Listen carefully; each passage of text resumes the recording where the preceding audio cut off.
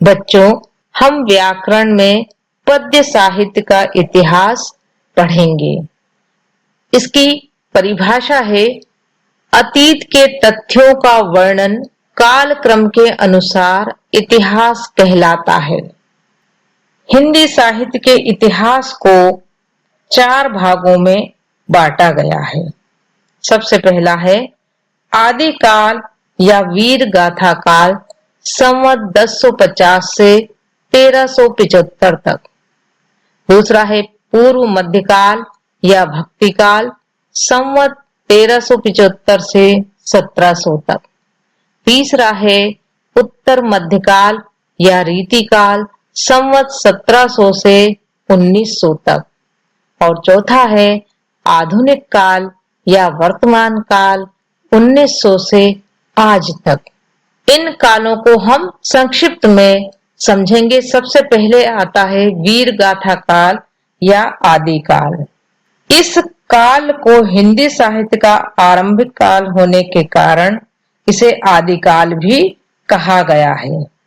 इस काल में वीरों की जीवन गाथा पर आधारित कविताओं को रचना करने के कारण इसे वीर गाथा काल या आदिकाल कहा जाता है।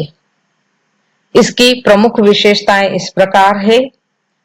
युद्ध का सजीव चित्रण, आश्रयदाताओं की प्रशंसा, रासो काव्य परंपरा की प्रधानता, श्रृंगार व वीर रसों का प्रयोग।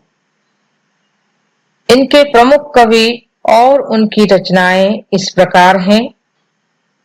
चंदवरदाई, जिनकी रचना है पृथ्वीराज रासो। अगले कवि हैं नरपति, जिनकी रचना का नाम है बीसल देव रासो।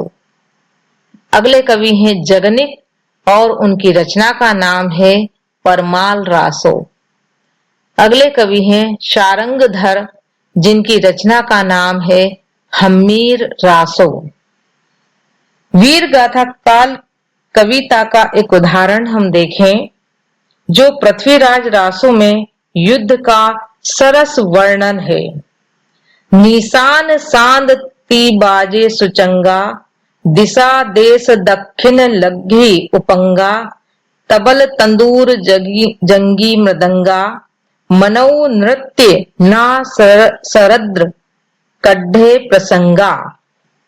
दूसरा काल आता है हमारा भक्ति काल, जो समाज से राजनीतिक, सांस्कृतिक, सामाजिक, धार्मिक संकट नष्ट करने के लिए भक्ति काल का उदय हुआ। इसे स्वर्ण युग भी कहा जाता है। भारत पर मुगल शासन स्थापित होने के कारण राजनीतिक, सांस्कृतिक, सामाजिक, धार्मिक क्षेत्रों में संकट के बादल को नष्ट करने के लिए भक्ति काल का उदय हुआ। इससे हम स्वर्ण युग इसलिए भी कहते हैं कि इस समय हमें बहुत अच्छे ग्रंथ भी मिले हैं और कवियों के रूप में भी हमें बहुत सारे अच्छे अच्छे कवियों की देन भी इस युग की रही है। भक्तिकालीन कविता का एक उदाहरण हम देखें। प्रभु जी तुम चंदन हम पानी, जाकी अंग अंग बास समानी। प्रभु जी तुम घन बन हम मोरा, जैसे चितवन चंद चकोरा। भक्ति काल को इस तालिका के द्वारा भी हम समझ सकते हैं। जैसे भक्ति काल में 2 धाराएं प्रचलित थी, निर्गुण धारा और सगुण धारा। निर्गुण धारा भी 2 धाराओं में विभाजित रही है, ज्ञानाश्रयी शाखा और प्रेमाश्रयी शाखा। सगुण धारा भी 2 धाराओं में विभाजित रही है, राम भक्ति शाखा और कृष्ण भक्ति शाखा। आइए हम इसको थोड़ा थोड़ा संक्षिप्त में इसके विवरण को समझें। जैसे सगुण भक्ति धारा में भक्ति काल की इस धारा के कवियों ने ईश्वर के साकार रूप की लीलाओं का वर्णन किया है।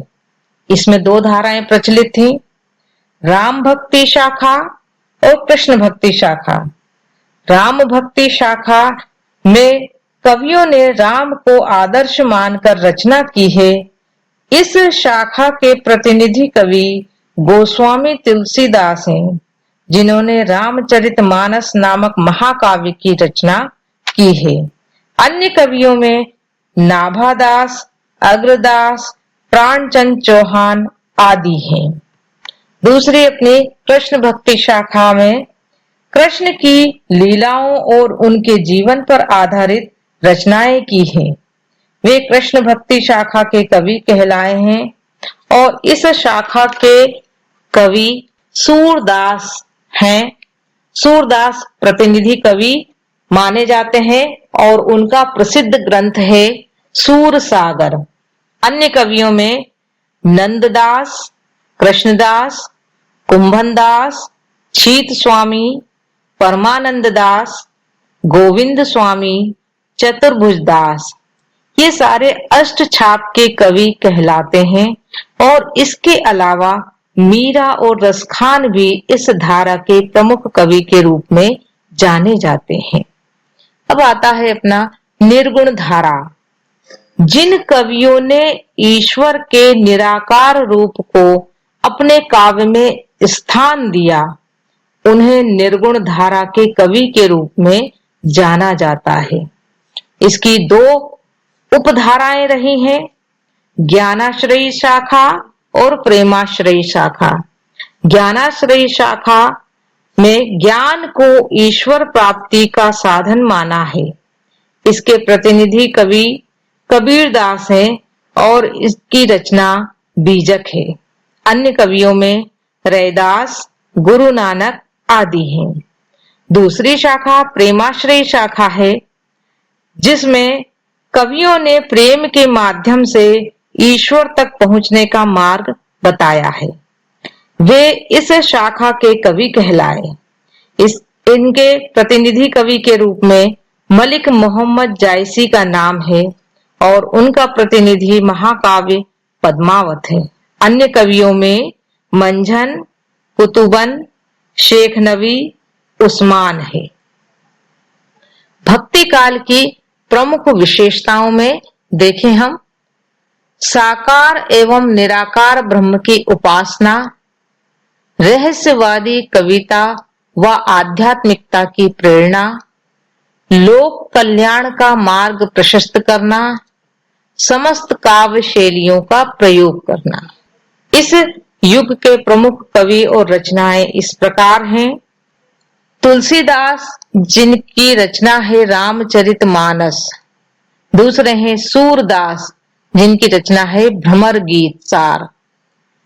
कबीरदास, जिनकी रचना है बीजक। मलिक मोहम्मद जायसी, जिनकी रचना है पद्मावत। तीसरा काल अपना आता है रीति काल। विशिष्ट पद रचना को रीति कहते हैं। रीति काव्य वह काव्य है जो लक्षण के आधार पर ध्यान में रखकर रचा जाता है। आचार्य विश्वनाथ प्रसाद मिश्र ने इस काल को श्रृंगार काल कहा है। रीति काव्य का एक उदाहरण देखें हम। फिरी फिरी चित उतरी रहतु टूटी लाज की नाव, अंग अंग छिव ढोर में भयो भौर की नाव। रीतिकालीन काव्य में तीन धाराएं प्रचलित थीं। रीतिबद्ध काव्य, रीति मुक्त काव्य, रीति सिद्ध काव्य। रीतिबद्ध और रीति सिद्ध काव्य प्रधानतः दरबारी काव्य है। इस काव्य में आश्रयदाताओं की रुचियों और कवियों की आश्रयदाताओं से पुरस्कार पाने की आशा का प्रभाव है। यह प्रधानतः मुक्तक काव्य है। रीति मुक्त कवि दरबारी नहीं है। कवियों ने सहज और स्वाभाविक प्रेम तथा विरह का मार्मिक चित्रण किया है। इस काल में कला का परिष्कृत रूप देखने को मिलता है। इसी कारण भक्ति काल को यदि भावना का स्वर्ण काल कहा गया है, तो रीति काल को हम कला का स्वर्ण काल कह सकते हैं। इसकी प्रमुख विशेषताएं इस प्रकार हैं।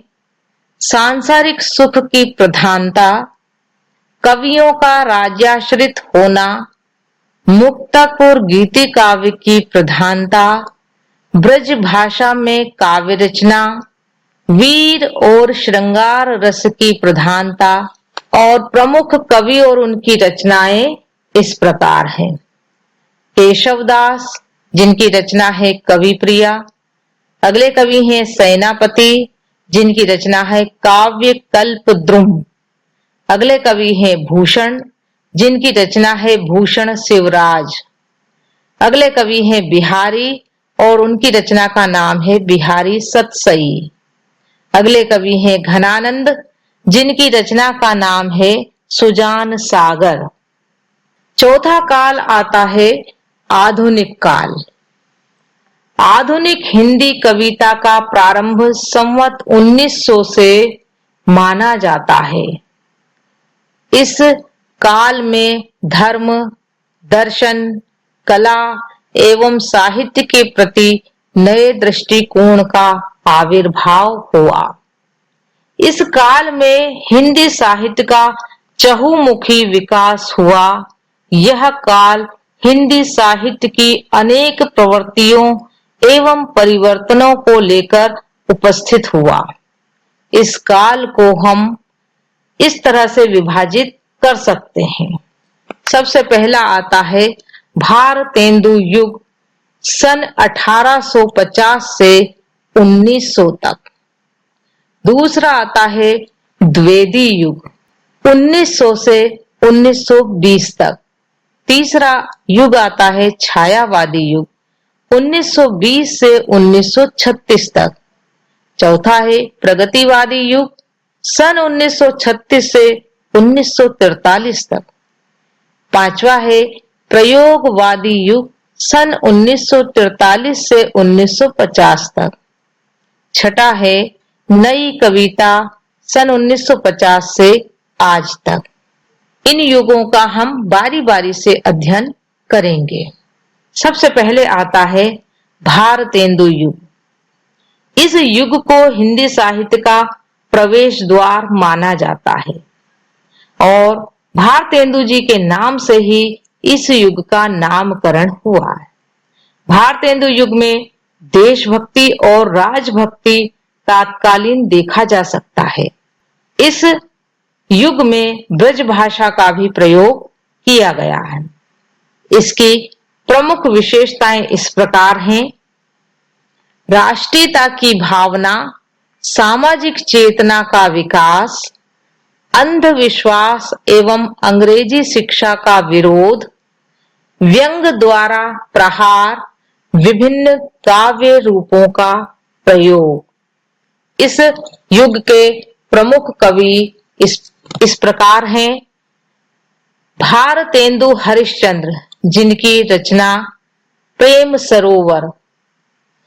अगले कवि हैं बद्री नारायण चौधरी प्रेमधन, जिनकी रचना है जीर्ण जनपद। अगले कवि हैं प्रताप नारायण मिश्र, जिनकी रचना है प्रेम पुष्पावली। और अगले कवि हैं राधा चरण गोस्वामी, जिनकी रचना का नाम है नवभक्तमाल। अगला युग आता है द्विवेदी युग। महावीर प्रसाद द्विवेदी के नाम से ही इस युग का नामकरण हुआ। द्विवेदी जी ने सरस्वती पत्रिका का संपादन किया और इस पत्रिका के माध्यम से ही नव जागरण का संदेश जन जन तक पहुंचाया। वह जिससे प्रभावित होकर अन्य कवियों ने ब्रज भाषा को छोड़कर खड़ी बोली को अपनाना शुरू कर दिया। इसकी प्रमुख विशेषताएं इस प्रकार हैं। देशभक्ति को व्यापक आधार मिला, अंधविश्वासों तथा रूढ़ियों का विरोध हुआ, वर्णन प्रधान कविताएं रची जाने लगी, मानव मात्र के प्रति प्रेम की भावना आने लगी कविताओं में, प्रकृति चित्रण और खड़ी बोली का परिनिष्ठित रूप भी इस युग में हुआ। प्रमुख कवि और उनकी रचनाएं इस प्रकार हैं। अयोध्या सिंह उपाध्याय हरिओध, जिनकी रचना का नाम है प्रिय प्रवास। मैथिली शरण गुप्त, जिनकी रचना का नाम है पंचवटी। राम नरेश त्रिपाठी, जिनकी रचना है मिलन। माखनलाल चतुर्वेदी, जिनकी रचना का नाम है हिम कीर्तनी। और महावीर प्रसाद द्विवेदी, जिनकी रचना है काव्य मंजूषा। दूसरा, इसके बाद अपना युग आता है छायावाद युग। हिंदी काव्य की जो धारा विषय वस्तु की दृष्टि से स्वच्छंद प्रेम भावना, प्रकृति में मानवीय क्रियाकलापों तथा भाव व्यापारों के आरोपण और कला की दृष्टि से लाक्षणिकता प्रधान नवीन अभिव्यंजना पद्धति को लेकर चली, उसे छायावाद कहा गया। प्रकृति पर चेतना के आरोप को छायावाद कहा गया। डॉक्टर नगेंद्र ने इसे इस प्रकार स्पष्ट किया, स्थूल के प्रति सूक्ष्म का विद्रोह छायावाद माना। आचार्य रामचंद्र शुक्ल ने अप्रस्तुत में प्रस्तुत को स्थान दिया। उनके अनुसार प्रस्तुत के स्थान पर उसकी व्यंजना करने वाली छाया के रूप में अप्रस्तुत कथन को छायावाद माना है। इसका एक उदाहरण हम देखें जो पंत जी ने लिखा है। छोड़ द्रुमों की मृदु छाया प्रकृति से भाग, बोले तेरे बाल जाल में कैसे उलझा दूं लोचन। इस युग की प्रमुख विशेषताएं इस प्रकार हैं। छायावाद में व्यक्तिवाद की प्रधानता। छायावादी काव्य मुख्यतया श्रृंगारी काव्य है। प्रकृति का मानवीकरण किया गया है। सौंदर्यानुभूति है। वेदना एवं करुणा की अधिकता है। अज्ञात सत्ता के प्रति प्रेम, नारी के प्रति नवीन भावना, जीवन दर्शन तथा अभिव्यंजना शैली। इस युग के प्रमुख कवि इस प्रकार हैं। जयशंकर प्रसाद, जिनकी रचना है कामायनी। सुमित्रा नंदन पंत, इनकी रचना है पल्लव। सूर्यकांत त्रिपाठी निराला, जिनकी रचना है परिमल। और महादेवी वर्मा, जिनकी रचना है निहार। प्रसाद, पंत, निराला और महादेवी वर्मा, ये चारों छायावाद के आधार स्तंभ कहे जाते हैं। इसके बाद आता है अपना रहस्यवाद। यह प्रकृति और जगत ही रहस्यमय है। कण कण में परमात्मा के होने का आभास ही रहस्यवाद है। आचार्य रामचंद्र शुक्ल ने इसे इस प्रकार बताया है कि चिंतन के क्षेत्र में जो अद्वैतवाद है, भावना के क्षेत्र में वही रहस्यवाद है। मुकुटधर पांडे ने इसे इस प्रकार बताया है, प्रकृति में सूक्ष्म सत्ता का दर्शन ही रहस्यवाद है। रहस्यवादी कविता का एक उदाहरण देखें हम। जल में कुंभ, कुंभ में जल है, भीतर बाहर पानी, फूटा कुंभ जल, जल ही समाना, यह तथ्य कहियो कहियो ज्ञानी। इसकी प्रमुख विशेषताएं इस प्रकार से हैं। अलौकिक सत्ता के प्रति प्रेम, परमात्मा से विरह मिलन का भाव, जिज्ञासा की भावना और प्रतीकों का प्रयोग। इस युग के प्रमुख कवियों में कबीरदास, जिनकी रचना है बीजक। मलिक मोहम्मद जायसी, जिनकी रचना है पद्मावत। मीराबाई, जिनकी रचना है पदावली। जयशंकर प्रसाद, उनकी रचना है कामायनी। और महादेवी वर्मा, जिनकी रचना है सांध्य गीत। एक छोटा सा प्रश्न भी कभी कभी परीक्षा में पूछा जाता है, छायावाद और रहस्यवाद में क्या अंतर है। हम इस अंतर को संक्षिप्त में बताएंगे। कि छायावाद में कल्पना की प्रधानता है, किंतु रहस्यवाद में चिंतन की प्रधानता है। दूसरा अंतर है, छायावाद में भावना की प्रधानता है, किंतु रहस्यवाद में ज्ञान व बुद्धि तत्व की प्रधानता है। तीसरा अंतर है, छायावाद प्रकृति मूलक है, किंतु रहस्यवाद की प्रकृति दार्शनिक है। इसी के बाद एक उत्तर छायावाद कुछ समय के लिए आया, जो अपना प्रभाव छोड़ के गया। इस काल में प्रेम और रोमांस की एक कविता धारा चली थी, जिसमें हरिवंश राय बच्चन, गोपाल सिंह नेपाली, रामेश्वर शुक्ल अंचल, हरे कृष्ण प्रेमी आदि मुख्य हैं। इसमें एक सीमित क्षेत्र में अनुभूतियां व्यक्त की गई। इस तरह की प्रवृत्ति ज्यादा नहीं चली। इनके काव्य में छायावाद के विकास के लक्षण दिखाई देते हैं। जहां छायावादी धारा की त्रयी प्रसाद पंत निराला के रूप में जानी जाती है, वहीं उत्तर छायावादी काव्य धारा की त्रयी बच्चन, सुमन और अंचल के रूप में जानी जाती है। इसमें एक सीमित क्षेत्र में अनुभूतियां व्यक्त की गई। इस तरह की प्रवृत्ति ज्यादा देखने को नहीं मिली। इन कवियों के काव्य में श्रृंगार, यौवन तथा प्रकृति का चित्रण मिलता है और छायावाद के ज्यादा से ज्यादा लक्षण इसमें दिखते हैं। अगला अपना प्रगतिवाद। प्रगतिवाद भौतिक जीवन से उदासीन, आत्मनिर्भर, सूक्ष्म अंतर्मुखी प्रवृत्ति के विरुद्ध प्रतिक्रिया के रूप में लोक के विरुद्ध स्थूल जगत की तार्किक प्रतिक्रिया है। प्रगतिवाद का प्रेरणा स्रोत मार्क्स का द्वंद्वात्मक भौतिकवाद है। मार्क्सवादी विचारधारा का समर्थक प्रगतिवादी साहित्यकार आर्थिक विषमता को ही वर्तमान दुख एवं अशांति का कारण स्वीकार करता है।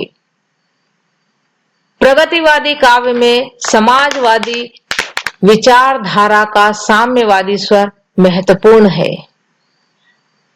राजनीति के क्षेत्र में जो साम्यवाद है, साहित्य के क्षेत्र में वही प्रगतिवाद है। इसका एक उदाहरण मैं बताऊंगी जो कविता में दिया गया है। योनि नहीं है नारी वह भी मानवी प्रतिष्ठित, उसे पूर्ण स्वाधीन करो वह रहे ना नर पर आश्रित। इसके प्रमुख विशेषताएं इस प्रकार हैं। शोषकों के प्रति विद्रोह और शोषितों के प्रति सहानुभूति, आर्थिक व सामाजिक समानता पर बल, ईश्वर के प्रति अनास्था, प्रतीकों का प्रयोग, भाग्यवाद की अपेक्षा कर्मवाद की श्रेष्ठता। इसके प्रमुख कवि इस प्रकार हैं और उनकी रचनाएं भी। सबसे पहले कवि नागार्जुन, जिनकी रचना का नाम है युगधारा। फिर है शिव मंगल सिंह सुमन, उनकी रचना है हिल्लोल। अगले कवि हैं त्रिलोचन, मैं उस जनपद का कवि हूं। सुमित्रा नंदन पंत, जिनकी रचना है युगवाणी। सूर्यकांत त्रिपाठी निराला और उनकी रचना का नाम है कुकुरमुत्ता। अगला युग आता है अपना प्रयोगवाद। इस वाद का प्रारंभ अज्ञे के तार सप्तक से माना जाता है। जीवन के प्रति विभिन्न कुंठाओं ने प्रयोगवादी कवि को शंकाकुल एवं भयाकुल बना दिया है। कवि बहुत कुछ कहना चाहता है परंतु कुछ कह नहीं पाता है। जीवन की यह घुटन इस वर्ग की कविताओं में व्याप्त है। एक उदाहरण के द्वारा हम इसको समझ सकते हैं, जो अज्ञे द्वारा लिखित है। किंतु हम हैं द्वीप, हम धारा नहीं हैं। स्थिर समर्पण है हमारा, हम सदा से द्वीप हैं। इस प्रयोगवाद की प्रमुख विशेषताएं इस प्रकार हैं। नवीन उपमानों का प्रयोग, प्रेम भावनाओं का खुला चित्रण, बुद्धिवाद, निराशावाद, लघु मानववाद व अहम की प्रधानता, व्यंग से रूढ़ियों के प्रति विद्रोह और मुक्त छंदों का प्रयोग। प्रमुख कवि और उनकी रचनाएं इस प्रकार हैं। अज्ञे, जिनकी रचना का नाम है हरी घास पर क्षण भर। मुक्तिबोध, जिनकी रचना है चांद का मुंह टेढ़ा है। धर्मवीर भारती, इनकी रचना है अंधा युग। सर्वेश्वर दयाल सक्सेना, इनकी रचना है बांस के पुल। नरेश मेहता, जिनकी रचना का नाम है संशय की एक रात। गिरिजा कुमार माथुर, जिनकी रचना का नाम है धूप के धान। एक और अपने युग आता है नई कविता, जो आधुनिक काल का ही एक हिस्सा है। प्रयोगवादी कविता का ही आगे का दौर नई कविता के रूप में उभरा है। नई कविता की विषय वस्तु मात्र चमत्कार न होकर एक भोगा हुआ जीवन यथार्थ है। नई कविता परिस्थितियों की उपज है। नई कविता स्वतंत्रता के बाद लिखी गई है। वह कविता है जिसमें नवीन भाव बोध, नए मूल्य तथा नया शिल्प विधान है। नई कविता मानव का वह रूप जो दार्शनिक है, वादों से परे है, जो एकांत में प्रकट होता है, जो प्रत्येक स्थिति में जीता है, प्रतिष्ठित हुआ है। उसमें लघु मानववाद उसके संघर्ष को बार बार वर्ण विषय बनाया है। नई कविता में दोनों परिवेशों को लेकर लिखने वाले कवि हुए हैं। एक ओर ग्रामीण परिवेश, दूसरी ओर शहर, जिसमें कुंठा, घुटन, असमानता, कुरूपता आदि का वर्णन हुआ है।